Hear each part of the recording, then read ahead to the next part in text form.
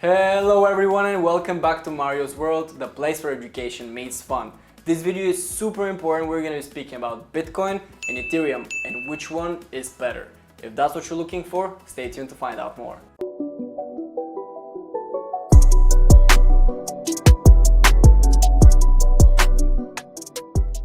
Before we kick it off, I just want to say thank you to each and every one of you who clicked on this video. It is super important for me to understand whether you guys are enjoying such content. If you are, make sure you smash the like button and share it with your friends. And if you're new to the channel, make sure you subscribe and turn that notification bell on so that you're aware when we post a new video. Without further ado, let's get straight into it. There's going to be different variables we're going to be discussing in regards to Bitcoin and Ethereum to understand which one is better. So the first one, for example, is going to be whether there's an owner for it. We all know that there is an owner for Ethereum, for example, who is a Russian person. I think his name was either Vladimir or Vitalik, and he's been living in the US for the past 10-15 years. He created Ethereum at the age of 18, and now his current age, I think, is about 23 to 25 years old. And that in itself showcases that there is someone who people can rely to, can get interviews and get to understand more about Ethereum. Well, what happens about Bitcoin? No idea. People have heard about a name, called Satoshi Nakamoto, but that's pretty much all there is to it. Nobody knows who that person is, when was exactly Bitcoin created, and actually how it came down to be. We all know that it started by this person and long time ago on the dark web, but that's pretty much it. Nothing else is known about Bitcoin and its creation. Another super important thing to discuss and to take into consideration is the transaction fees. Yes, you heard me right. And there's a big difference when it comes down to the transaction fees of Ethereum and Bitcoin. On average, it's known for an Ethereum transaction to be a minimum of $9.35 at the time of this recording, and that is per transfer. So it's really dependent whether you guys are doing one transfer, whether you're doing a huge amount of transfers and so on. For example, in my personal experience, when I tried transferring a large sum of money, which was in the 5 to 6 figure sum, it would take me more than $300 to make the transactions. But on the opposite side, Bitcoin, for example, it was $9.35 for Ethereum. For Bitcoin, it is $15 per transfer. So if I were to transfer, approximately the same amount in Bitcoin rather than in Ethereum, I would pay pretty much 70% above what I would pay for Ethereum. And that is a clear indication that it's far more expensive to own and transfer Bitcoin than it is Ethereum. Another amazing thing that we should discuss, and that is the next variable, it is the transaction speed. We heard about the fees, and now it's time for the speed. When it comes down to the speed, all that matters is obviously that it's within, reasonable time frames. So it is known to have these specific hash rates that get transferred and coded and mined every second. And there's such things called blocks, which blocks allow you to know how quick everything is going to get transferred. It's basically like the blockchain going from one computer to another, from one machine to another, in order to be decentralized, and it can go from A to B in the most safest and quickest way possible. And what basically means that there needs to be multiple, if not even thousands, of blocks mined, yes, you heard me right, mined, in order to make a transaction from A to B. And what has been happening with Ethereum is that those blocks get mined within seconds, whereas on Bitcoin it is minutes. And that in itself showcases how, what is the big difference. Let's say it would take approximately 40 seconds to create, and actually mine one block of Ethereum, but on the Bitcoin perspective it would take 2 minutes, which is approximately 2 to 3 times more than it would be for an Ethereum transaction. That means that, again, unfortunately, Bitcoin is 2 to 3 times slower. So it's not only more expensive, but it's also slower, guys. Oof, that's getting rough, isn't it? We all know that people are hyped up about Bitcoin, but what's been happening, guys? This video is giving you straight facts and you're seeing how things are progressing, right? The next thing we should definitely discuss are the use cases. Yes, you heard me right.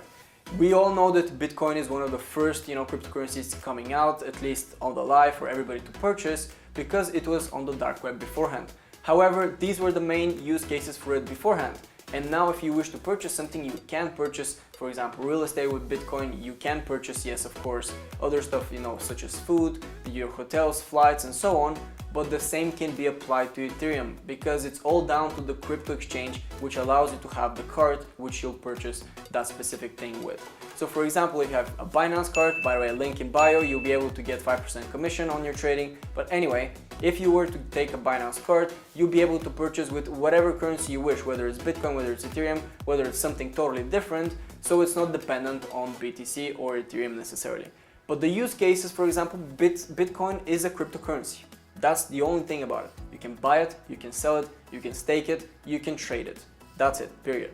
You can do the same things about Ethereum, but Ethereum is a totally completely different animal, let's call it that way. Ethereum is like the internet. It's like an ecosystem. People can build stuff on it. There's tons of games, built on the Ethereum mainnet, and not only that, but there's other stuff as websites. There's also integrations such as Google Chrome extensions, and so on and so on and so on the Ethereum platform. So it is hugely important that you understand that they're totally different things, and you can't even compare them when it comes down to the use cases. Because one thing is like the internet, and the other thing is like a stock. That's pretty much it. There's nothing you can do else with it. You get passive income, yes, you can do that too, but here you can have a far greater integration into everything else that you're looking around. It's like the new Internet of Things, pretty much. The next thing we should definitely discuss is the potential for growth. And we all know that that is dependent on the market cap, and we all know that these are the first two coins out there by market cap. So for example, at the time of recording this video, Bitcoin's market cap is 630 billion and Ethereum's is 230 billion. Yes, you heard me right, the difference is about 2 to 3 times more, if not even up to 3. And what does that mean? In general terms, it's possible that Bitcoin is going to rally far less than Ethereum. And not only that, let's look at the previous trajectory and percentage-wise increase of each of those coins. Just a quick example, Bitcoin has rallied more than 3,000% in the last year, whereas Ethereum has rallied more than 5,000%. So if you invested the same amount, you would gain more return from an Ethereum perspective as an investment rather than a Bitcoin investment. But everybody are still hyped up about Bitcoin. We still don't know why, but it's possible because there's such a mystery going around it that people like the mystery.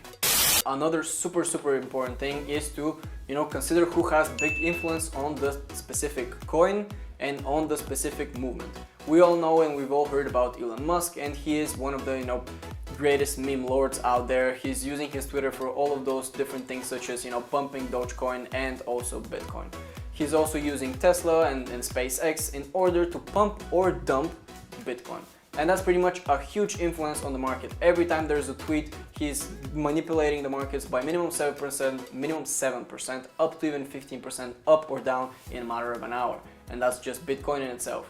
There isn't a person like this who can influence Ethereum on the other hand though. There's big institutions speaking about both of the coins, however they don't have such big influence on whether the price of it will go up and down. Another amazing thing is worth noticing that China has been banning mining in Bitcoin, which is not the case with Ethereum, however. They're allowing Ethereum to be mined, however they're not allowing Bitcoins to be mined. And that is again a clear example of how institutions and countries are aware that Bitcoin is far slower, far un-eco-friendly, far more expensive, and so on and so on. So there isn't necessarily a need for it to get mined. And there's also limited supply, so that's the other interesting thing here to note down, that as soon as the limited supply is over, that's going to be pretty much with the coin, and it will have far less potential for growth, and that's pretty much it. I would say that's the end of this video. So my personal opinion is that Ethereum is far better than Bitcoin. But obviously do your own research. This is again a disclaimer, not a financial advice, none of that. Do your own research, find out which coin you think is better, but I will personally be investing in Ethereum definitely as soon as Ethereum 2 comes out. And it will be 99% quicker to go from A to B, which is far more important than taking up to hours and sometimes days as it is with Bitcoin.